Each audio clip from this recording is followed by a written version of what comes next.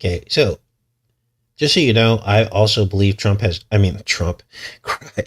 has not returned yet, but a lot of people do. Okay, so most of you know that he has not come back yet. Well, that's a good sign because what that means is you're not tricked by this sentiment that's going around that people are pushing so hard on.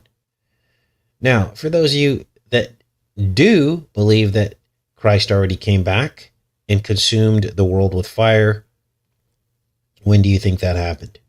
Now, I'm hearing 70 AD is what people think. I'm hearing that they think that the world already got consumed by fire when he came back, but it all grew back or something. And they're using this mud flood thing to justify this thinking. I'm going to debunk all that right now.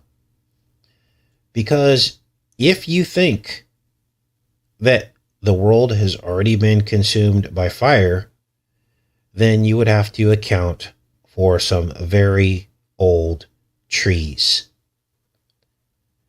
What am I talking about? The bristlecone pine tree. The oldest one of which dates all the way back to the time of the flood. This fact alone debunks any notion that Christ already returned. I mean, there's so many other things.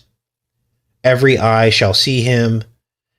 None of that happened. If it's some secret that he came back, we would have record of that because the Bible promises us that every eye shall see him and know that he came back. It also says that when he came back, he came with a consuming fire. You can't escape that fact. So if he came in 70 AD, then what happened to all these trees that are 5,000 years old that date back to the time of the flood? Trees burn, last time I checked, and the trees are a record, a literal record that can be counted in the very rings of the tree. So there's no escaping this. This isn't carbon-14 dating, which is inaccurate. This is people counting rings. And if they counted almost 5,000 rings, then that's how old the tree is. There was no Jesus return with a consuming fire yet. It never happened. He is coming.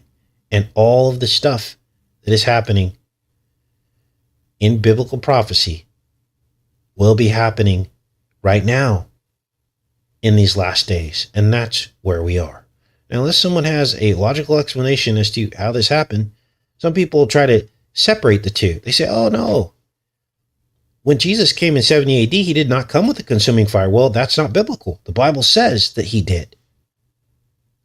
That when he came or when he's coming, it's a consuming fire. You can't separate the two things.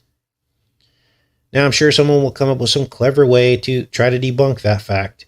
But the fact is the fact, and the truth is in the trees, isn't it?